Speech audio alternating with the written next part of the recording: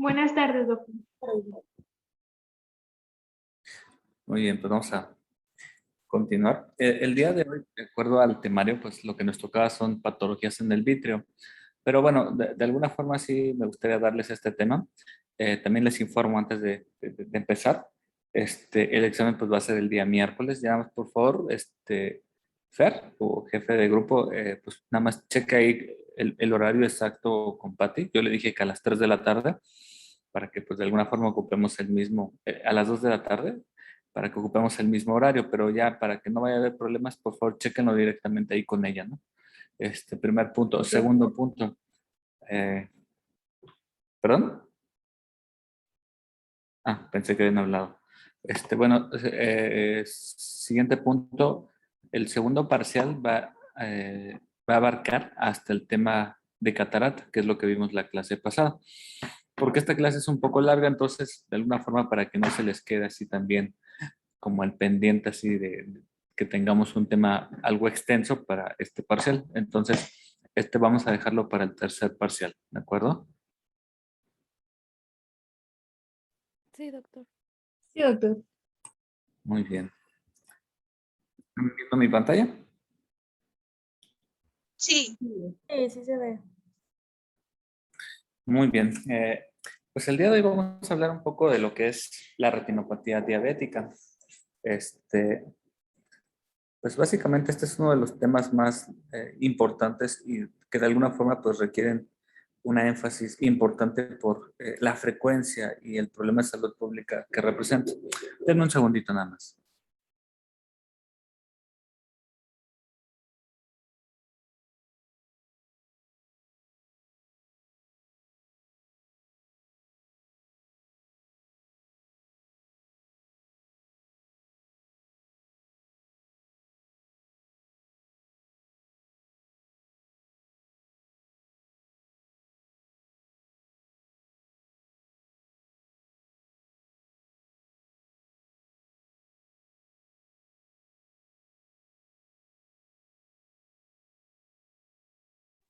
Muy bien, pues continuamos. Ok. Bueno, entonces, este es uno de los temas que a nivel de oftalmología general y a nivel de lo que es la medicina general, pues tiene un realce importante porque la frecuencia en la actualidad, dependiendo del lugar en donde se encuentren, pues va a ser bastante elevada, ¿no? Ustedes saben que, pues bueno, la retinopatía diabética va a ser una complicación que se va a presentar por el tiempo de evolución de la diabetes. La diabetes que tal vez ustedes ya la hayan visto en otro tipo de clases. No sé si ya llevaron endocrino o están llevando o van a llevar, pero bueno, o sea, de alguna forma esta patología pues es una enfermedad sistémica que se va a caracterizar porque, una, vamos a encontrar datos de hiperglicemia y esa hiperglicemia a a largo plazo, pues nos va a empezar a ocasionar diferentes alteraciones sistémicas, ¿no? Va a afectar órganos blancos y entre ellos, el motivo de esta clase, pues ver la afección que se va a presentar a nivel oftalmológico. Entonces, el artículo que les mandé tiene ciertas estadísticas. Si ustedes revisan internet también, cada artículo que revisen pues va a tener diferentes pues incidencias, prevalencias, y pues va a depender también del país y del lugar en donde se realizan los diferentes estudios. Pero a nivel general, pues está escrito que hasta entre el 1 y 2% de la población mundial tienen complicaciones oftalmológicas secundarias a esta retinopatía diabética, ¿no? Había una estimación general que aproximadamente en el 2010 había 285 millones de personas con diabetes y que de estos, hasta una tercera parte, pues ya tenía datos de retinopatía diabética en sus diferentes estadios. Ahora, para México, ¿qué hay para México? Bueno, pues ustedes saben que en México, pues las estadísticas a veces no son, digamos, tan completas o solamente se realizan en lugares donde abarcan poblaciones, pues, muy pequeñas, ¿no? Pero algunos lugares e instituciones, como por ejemplo el Instituto Nacional de Salud Pública, nos dice que la prevalencia combinada entre sobrepeso y obesidad para el 2016 era arriba del 70%, hecho que nos coloca en que somos de los primeros países que tengamos los lugares más altos en esta pues al fin y al cabo sí es una enfermedad, ¿verdad? Entre sobrepeso y obesidad. Entonces, en este año se registraron aproximadamente, en el 2010, 83,000 muertes en el país secundarias a complicaciones directas a la diabetes, pero obviamente sabemos que con una incidencia tan alta, pues el solo hecho de nuestra población, nuestra raza latina y los factores modificables que normalmente pues son una de las cosas más difíciles de poder llevar a cabo, modificarlos, pues entonces va a ocasionar que tengamos demasiado paciente con esta enfermedad, tanto de sobrepeso y obesidad. En relación a la prevalencia de la retinopatía diabética, recuerden que hay dos tipos, la diabetes tipo 1 y la diabetes tipo 2. La tipo 1, pues básicamente se ha visto en algunos reportes que aproximadamente 40 presentar alguna complicación relacionadas con la retinopatía diabética y 90% a los 25 años, mientras que el tipo 2 va a haber un 30% a los 5 años y 50% a los 10 años. En algunos lugares, en forma general, está catalogada como la primera causa de disfunción visual entre las personas que tienen entre 20 a 65 años. Y algunos reportes, por ejemplo, de Estados Unidos dicen que en ellos es un poco más bajo, pero bueno, la verdad es que cada país, les digo, va a variar, cada población pues va a ser ligeramente diferente, pero a nivel general no va a dejar de ser un problema de salud pública, ¿no? Pero ahora, ¿por qué se produce la retinopatía diabética? Hay diferentes teorías, pero dentro de los múltiples estudios y análisis microscópicos fisiopatológicos, se ha encontrado que pues, una de las cosas así más importantes es que los estados de hiperglicemia nos van a ocasionar que el metabolismo de la glucosa se altere. Normalmente hay diferentes vías para hacer un metabolismo de la glucosa. Cuando el paciente se mantiene en un estado crónico de hiperglicemia, entonces las vías metabólicas ordinarias no van a ser suficientes para poder metabolizar la cantidad de glucosa que está libre. Entonces lo que va a empezar a ocasionar es que se activen algunas vías que son adicionales o vías alternas, y pues a través de esta activación de vías alternas, pues entonces se van a empezar a producir algunos radicales que pueden ser tóxicos, ¿no?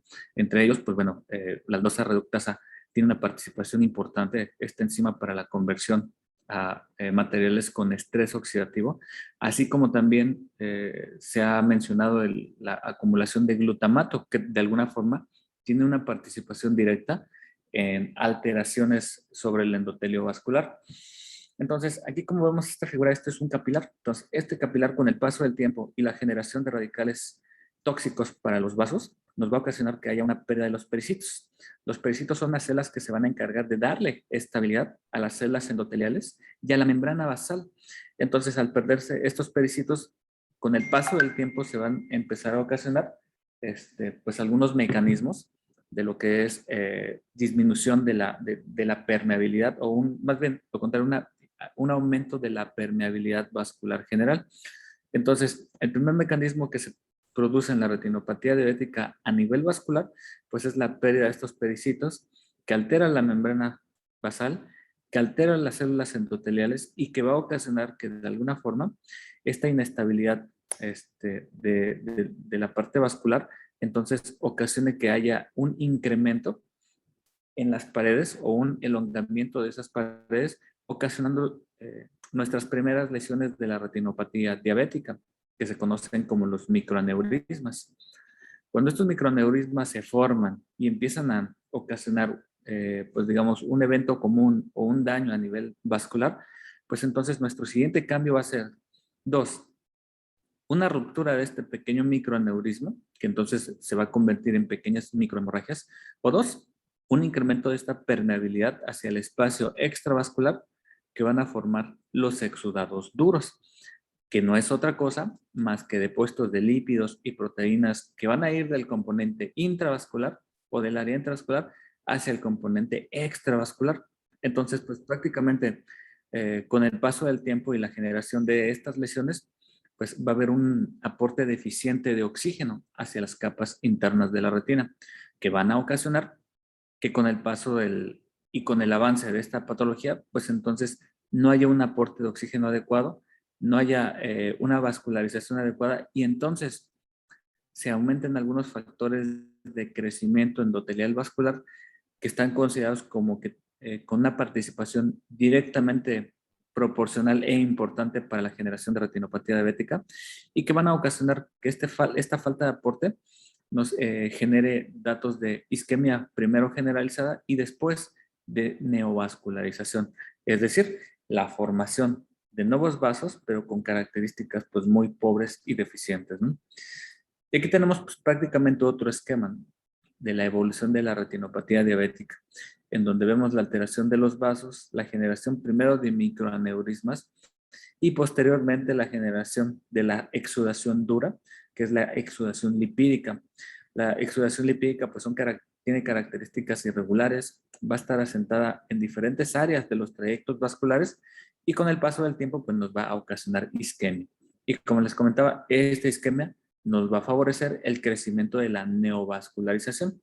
Una neovascularización que primero va a crecer directamente sobre las capas de la retina y con el paso del tiempo va a crecer hacia la estructura vítrea, ocasionando también una neovascularización sobre el vitrio, la formación de tracciones y con esto y el paso del tiempo, pues incluso la producción de tracción directamente sobre la retina, que nos va a favorecer los desprendimientos de retina de los diabéticos, que en este caso corresponde a los desprendimientos de retina traccionales.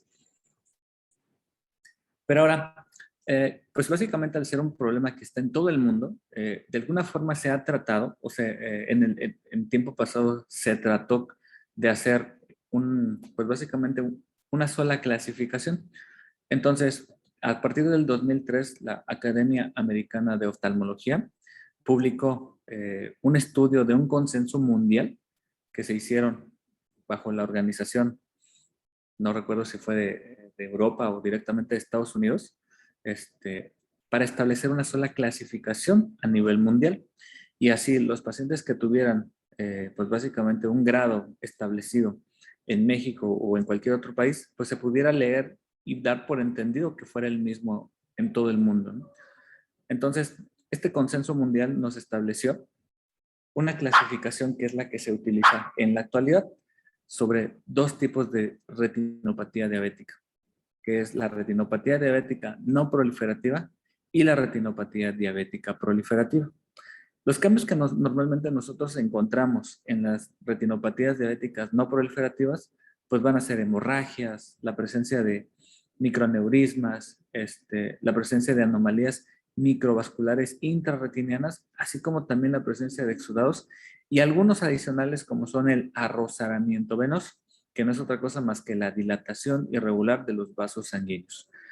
Y con el paso del tiempo, pues la clasificación de la que correspondía o los cambios que encontramos a nivel de lo que es las retinopatías proliferativas, pues son principalmente la neovascularización y pues como complicación ya hemorragias vítreas, la fibrosis y la tracción que ocasionan los desprendimientos de retina, que al fin y al cabo pues son estadios finales de esas complicaciones, ¿no? Pero bueno, llega 2003 y nos establece retinopatía diabética. De hecho, para efectos de examen antes, la clasificación de la retinopatía diabética es 1, sin datos de retinopatía diabética. Después 2, retinopatía diabética no proliferativa. Y 3, retinopatía diabética proliferativa. Pero ahora, ¿cómo clasificar a los pacientes para que sus cambios correspondieran a cada una de estas subclasificaciones? Bueno, pues básicamente a través de esta misma Academia Americana de Oftalmología se establecieron los criterios y los cambios que se deben presentar en cada una de las etapas. En el caso, por ejemplo, de las retinopatías diabéticas no proliferativas, podemos encontrar microaneurismas, ¿sí? Algunas veces llegamos a encontrar algunos exudados así irregulares, solitos, y con el paso del tiempo, pues desarrollar edema macular. Y vean, pues básicamente este es un ejemplo en donde nos muestra la importancia de poder hacer una descripción de las lesiones que encontramos para poder darle una clasificación adecuada. Por ejemplo, en este ojo, bueno, pues básicamente en esta fotografía que está del lado izquierdo, pues vamos a ver algunos cambios periféricos sobre los trayectos vasculares, pero no vemos la presencia de exudaciones, no vemos la presencia de más que de algunos microaneurismas aislados. No hay mayor hemorragia, no hay zonas de tracción, no hay zonas de anomalías microvasculares. Eh, pero ahora sí que como contraparte, pues tenemos ahora de este lado un ojo, que si nosotros apreciamos, pues aquí se van a empezar a apreciar múltiples zonas de neovascularización, así como la presencia de exudación difusa que se encuentra pues, básicamente por fuera del área macular, pero afectando pues una gran porción ahí de la retina externa, ¿no? Los otros cambios que podemos encontrar son las anomalías microvasculares, que no es otra cosa más que cambios que se van a asociar a la generación de retinopatía diabética y que pueden estar incluso confundidos con datos de neovascularización, que ya pues, prácticamente nos clasifica a los pacientes con datos proliferativos, es decir, con cambios avanzados y complicados, ¿no? Este es otro ejemplo de un paciente que tiene pues básicamente una distribución circinada de de las exudaciones duras que se van a presentar, como veíamos, por un incremento en esa permeabilidad irregular, ¿no? Y con el depósito de lípidos y de algunas proteínas sobre las capas internas de la retina. Y obviamente ya en estadios proliferativos pues vamos a encontrar neovascularización. Recuerden, la diferencia entre un estadio no proliferativo y un estadio proliferativo va a ser la presencia de neovascularización. Si un ojo tiene hemorragias, tiene microneurismas, tiene datos de arrosadamiento venoso, pero no tiene neovascularización, el paciente todavía se encuentra dentro de las clasificaciones o las subclasificaciones de retinopatía diabética no proliferativa. Sin embargo, hay pacientes que pudieran tener no tantos cambios periféricos, pero sí la generación de neovasos, ya sea a nivel papilar o extrapapilar, que quiere decir que son zonas por fuera del centro de la retina, y que entonces va a ocasionar que el paciente ya se le considere como una retinopatía proliferativa. Entonces, aquí que vamos a encontrar, pues esto, neovascularización, tanto en el vaso, perdón, tanto en el nervio, o en la papila, que es así como comúnmente le conocemos, así como la presencia de neovascularización fuera de la papila. Y pues obviamente son estadios en donde ya los pacientes van a correr un riesgo alto de presentar hemorragias vítreas, desprendimientos de retina, comentábamos que traccionales, y por supuesto el glaucoma neovascular. El glaucoma neovascular es un tipo de glaucoma secundario. Ese no lo tocamos en la clase de glaucoma porque su asociación principal está con enfermedades vasculares. En el caso de los pacientes diabéticos, con los estadios proliferativos. Y entonces, este mecanismo que nos ocasiona un glaucoma neovascular es un mecanismo agresivo, en donde si al paciente no se le proporciona algún tratamiento para reducir esa isquemia generalizada, entonces los factores de crecimiento vasculares van a ocasionar que se forme este glaucoma neovascular. Un glaucoma que puede ser muy agresivo y que puede ocasionar la pérdida visual severa o total en muy poco tiempo. Entonces, pues ven, este es un ejemplo de la neovascularización, en donde encontramos neovascularización papilar y otra neovascularización extrapapilar, es decir, por fuera del nervio óptico. Y por supuesto, en estadios más avanzados, pues generarnos la presencia de hemorragias vítreas. La hemorragia vitrea, pues no es otra cosa más que los pequeños neovasos que se encuentran creciendo hacia el vítreo se traccionan, pueden llegar a romperse y ocasionar sangrados internos con bastante afectación para la capacidad visual. Algunas veces, si los pacientes tienen hemorragias, como por ejemplo en este caso, que nos abarca 50% o tal vez ligeramente más de nuestra retina central, pues entonces lo que hacemos es darle manejo conservador con las medidas generales de control metabólico y pues básicamente un poco de posición, es decir, que duerman semisentados para que por efecto de gravedad este sangrado se reabsorba. Y por otro lado, pues bueno, o sea, pudiendo no reabsorberse, pues son pacientes que hay que considerarlos para cirugía vitreoretiniana, ¿verdad? Con el paso del tiempo, esos pequeños sangrados, cuando no se reabsorben, pues entonces el mecanismo o básicamente la evolución natural de este tipo de sangrados es que nos provoquen primero un coágulo, que se forme fibrina, y esta fibrina, con el paso del tiempo, desarrollar fibrosis y darnos desprendimientos de retina y subtotales en la parte de la retina. Y por supuesto, cuando estos pacientes aún así no tienen intervención, no se les aplica láser, no se les realiza cirugía, pues entonces lo que sigue, pues básicamente es la evolución hacia la progresión, pudiendo dar cuadros de desprendimientos de retina traccionales que incluso se llegan a considerar como fuera de tratamiento quirúrgico, como en el caso que vemos acá.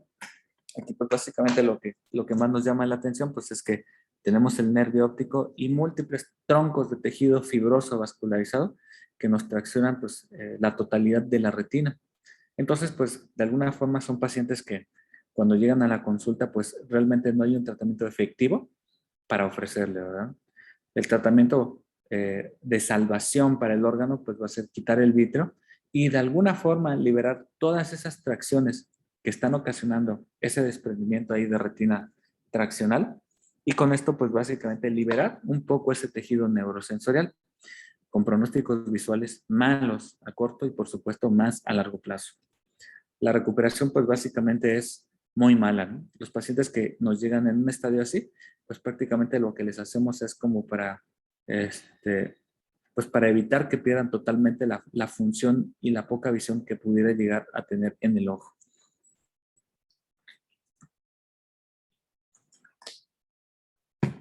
Muy bien. ¿Hasta aquí alguna duda o pregunta? Para que no sigamos así de largo, tan de largo. No, doctor. ¿Todo bien? Ok, No, doctor, todo bien. muy bien. Pero bueno, la ETDRS o la clasificación que se publicó en el 2003 por parte de la Academia Americana de Oftalmología se basó en unos estudios multicéntricos que se hicieron a nivel mundial, en donde hubo participación pues de instituciones tanto a nivel América hasta a nivel Europa, y donde pues prácticamente nos dieron lo que les comentaba hace ratito, la clasificación mundial definitiva para poder clasificar a los pacientes con retinopatía diabética de manera uniforme. Entonces, la primera es sin retinopatía diabética. Después, los pacientes con retinopatía diabética no proliferativa, que en este caso se clasifican en leve, moderada y severa, ¿sí? Y en algunos casos, pues estaba considerada la proliferativa o preproliferativa o muy severa, ¿no? Y después sigue la clasificación como retinopatía diabética proliferativa, que básicamente esta se va a subclasificar en tres, que es sin características de alto riesgo, con características de alto riesgo y la retinopatía diabética avanzada. Entonces, básicamente como complicación y de forma independiente, pero bueno, también asociada al grado al grado de retinopatía diabética con que se presentaran los pacientes, pues entonces se agregó la clasificación del edema macular, que es sin edema macular, con edema macular y con edema macular clínicamente significativo, que esta pues va a estar dada principalmente en los pacientes que van a requerir tratamiento con terapias antiangiogénicas, ¿no? Pero bueno, ahora sí, ¿qué encontramos en un paciente con datos de retinopatía diabética no proliferativa leve? Bueno, pues de acuerdo a las descripciones que nos da la clasificación del ETDRS de la Academia Americana de Oftalmología, lo que nosotros vamos a encontrar en pacientes que tienen datos de retinopatía diabética leve son una, microaneurismas aislados, B, microexudaciones también aisladas y C, hemorragias puntiformes aisladas. ¿Qué quiere decir esto? Que básicamente sean unas cuantas lesiones las que estén en el momento de la revisión afectando al paciente. Si el paciente de repente avanza a algo más que los microaneurismas o los microexudados o las hemorragias puntiformes, entonces ya saldrá de la clasificación leve y se irá a la clasificación de retinopatía diabética moderada, en la cual pues ya se van a encontrar también, como mencionábamos hace ratito, la presencia de exudados blandos, ¿sí? Además de dilataciones venosas y la presencia de exudados duros. Ahora, por ejemplo, en esta fotografía lo que tenemos es que nuestra flecha blanca nos va a estar señalando la exudación, pues digámoslo así, puntiforme, que al fin y al cabo nos habla sobre datos de isquemia, pero que aún no se encuentran en un estadio o complicación severa. Y más aquí abajito encontramos los exudados duros. Los exudados duros nos hablan sobre isquemia en los vasos terminales o en los capilares terminales. Entonces, pues básicamente los primeros son exudados duros, que son los que se forman de manera irregular, son pequeños, tienen una, pues digamos, tienen la tendencia a darnos pues datos o una afección ahí a nivel de lo que es la parte central de la retina. Y los exudados blandos se van a caracterizar porque son exudados en donde nos habla de que hay pequeños microinfartos en la retina por el mecanismo de isquemia secundaria. Y por supuesto, las dilataciones venosas. Las dilataciones venosas se refieren prácticamente a esto, que de repente hay zonas donde se ponen gruesos y se ponen delgados los vasos. Entonces, los datos de arrozamiento venoso no son otra cosa más que como si fueran unas pequeñas, o un rosario. Recuerden que el rosario pues tiene algunas bolitas y así como que en esas zonas pues es donde se ensanchan ahí los vasos y después las zonas donde se vuelve un vaso ácido o un trayecto normal. Entonces, los datos de arrozamiento también nos hablan de que el problema sigue en evolución. Y ahora, los pacientes que tienen retinopatías diabéticas proliferativas severas, entonces pues aquí sí, pues prácticamente nos vamos a encontrar con cambios como los anteriores, ya sea microhemorragias, microaneurismas, la presencia de dilataciones venosas, la presencia de exudaciones, tanto duras como blandas, más aparte, aquí ya podemos encontrarnos algunas o algunos datos de neovascularización incipiente. ¿Qué quiere decir eso? Pues que es una neovascularización inicial.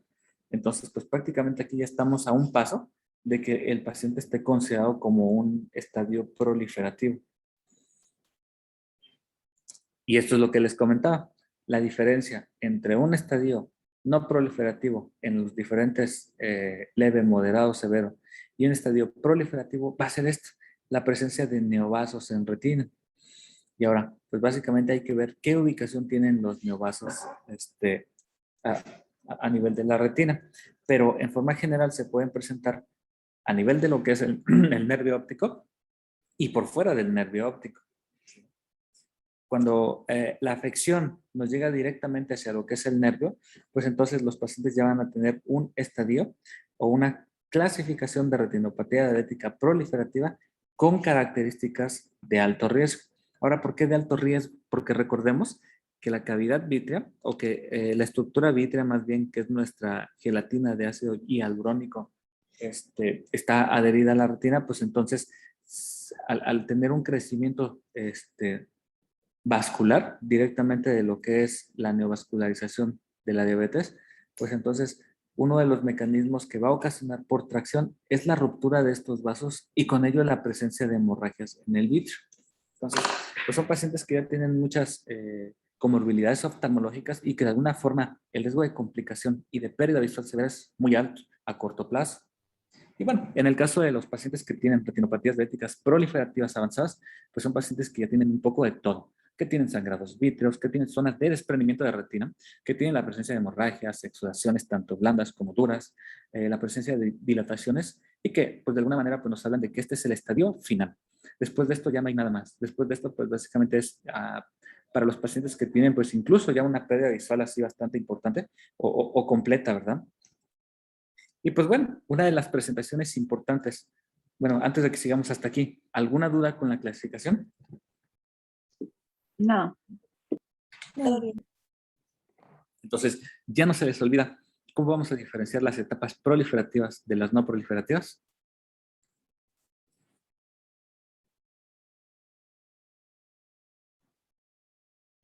A ver, Alfredo, ¿cómo diferenciamos un estadio no proliferativo de un no proliferativo? Pues era con los neovasos, ¿no, doctor? Exacto, o sea, es tan simple la respuesta, es la presencia de neovascularización. Si el paciente tiene neovascularización, entonces su estadio es proliferativo, ¿sí? Mientras, si te describen que tiene hemorragias, que tiene microaneurismas, pero en ningún momento en el ENAR les mencionan que tiene neovascularización, entonces las características son de un paciente con retinopatías diabéticas no proliferativas, ¿sí? En el caso de lo que les comentaba, el caso de fibrosis y tracción, nos habla de que ya está más allá de lo que es el estadio así proliferativo inicial, ¿no? Ya se encuentran pues prácticamente en estadios de retinopatías avanzadas, ¿no? Muy bien. Pero bueno, ahora, ¿qué es lo importante, Iván? Normalmente cuando nosotros recibimos a un paciente, pues bueno, lo recibimos ya sea en consulta general o en consulta de especialidad y pues bueno, con nosotros ya vienen pues prácticamente a sus revisiones. Pero cuando se encuentran en el primer nivel de atención, pues va a haber pacientes que llegan porque una, empiezan a ver manchas negras, dos, empiezan a ver muchos puntitos negros que se atraviesan en el campo visual. Tres, empiezan a ver la presencia de cosas distorsionadas, flashazos, relampagueos. La sintomatología va a ser múltiple, ¿no? Pero algo de los que nos debe llamar la atención, pues básicamente son los pacientes que nos refieren miodesopsias. Las miodesopsias es la presencia de puntos negros, pero ahora no es lo mismo ver puntitos negros que se mueven de un lado hacia otro a manchas negras, que básicamente es como pues un nivel más arriba, ¿verdad? Entonces, pues la única forma de sospechar este problema pues es haciendo el interrogatorio así dirigido, ¿verdad? Si un paciente llega con antecedente de diabetes de 20 años de evolución, que empieza a ver puntos y manchas negras, 80% de esos pacientes van a tener datos de retinopatía diabética por las características simples de los síntomas por las cuales los están mandando a consulta. Y bueno, a veces los pacientes, pues cuando los revisamos, podemos encontrarlos en diferentes estadios. Pero definitivamente, cuando ya se encuentran en estadios proliferativos, el pronóstico ya es muy reservado. Visualmente a veces hasta es malo, ¿no? Y pues bueno, la forma de diagnosticar, independientemente del interrogatorio, ya sea con los antecedentes personales, que son de los más importantes, pues es la valoración oftalmológica. Entonces, la valoración oftalmológica en la actualidad, pues bueno, básicamente se puede realizar desde en un centro oftalmológico avanzado donde te tomen hasta prácticamente fotografías del nervio óptico y de los vasos que van a través y que pasan a través de la lámina cribosa.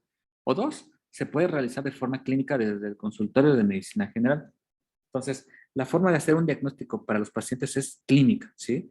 Hace algunos años había ciertas estadísticas que nos hablaba sobre la cantidad de oftalmos que había pues en nuestro país. Entonces, pues prácticamente se llevaba un censo que correspondía a aproximadamente de 3,000 y cachito así, médicos oftalmólogos en el país. Y de ahí pensar que con esos 3,000 médicos va a cubrir todas las poblaciones en todos los lugares de recónditos que hay en este lugar, pues básicamente es muy complicado. Entonces, pues va a haber un gran número de pacientes que se van a seguir así, donde nadie los va a revisar hasta que prácticamente se les haga referencia, ya que presenten síntomas visuales importantes, ¿no? Nosotros clasificamos los síntomas visuales en la retinopatía diabética como pacientes con pérdida visual, ya sea severa o moderada, ¿no? Una pérdida visual severa es cuando el paciente pierde la capacidad de ver 3 líneas de visión. Y un paciente con pérdida visual severa es el que pierde 6 líneas de forma así, pues básicamente aguda. Entonces, este tipo de pacientes, pues básicamente hay que revisarlo. Entonces, pues una de las cosas que tenemos que hacer desde las etapas, digamos así, básicas de atención médica, pues es hacer midriasis medicamentosa. Les comento, o sea, en la actualidad, o sea, la midriasis medicamentosa no es algo que se realice por las cuestiones de la pandemia, ¿verdad?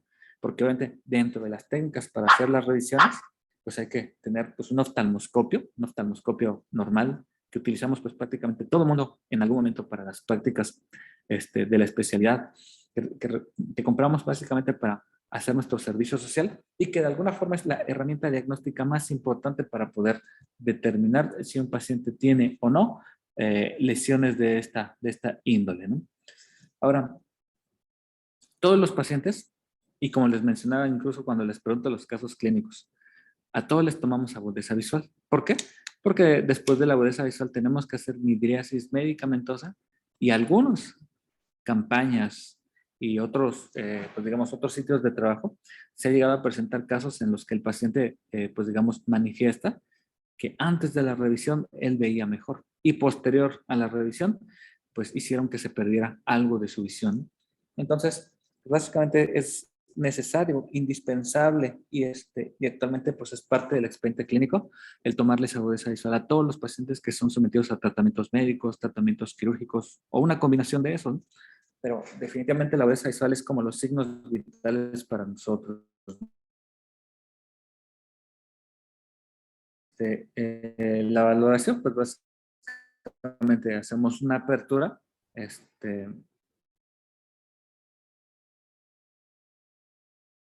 opeico del campo de nuestro oftalmoscopio dirigido hacia la pupila que estamos dilatando, ¿no? Pero por supuesto, o sea, esto no es lo único. En la actualidad, pues tenemos otros mecanismos para poder hacer la evaluación del fondo de ojo. En el caso de medicina básica, pues solamente es recomendable la oftalmoscopía, ¿verdad? Referencia que de la tecnología las establece de la siguiente forma. Pacientes que tienen diabetes hay que mandarlos a revisión, ¿sí? Entonces, pues básicamente, aunque ustedes en algún momento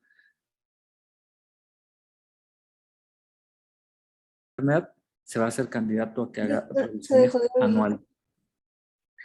Oh, ¿ya nos escuchan? Ya sé yo otra vez, pero se dejó de oír hace poquito. Ah, bueno, pero entonces todos los diabéticos mándenlos, ¿sí? Los diabéticos tipo 2 se mandan en el momento en que se diagnostican, ¿sí?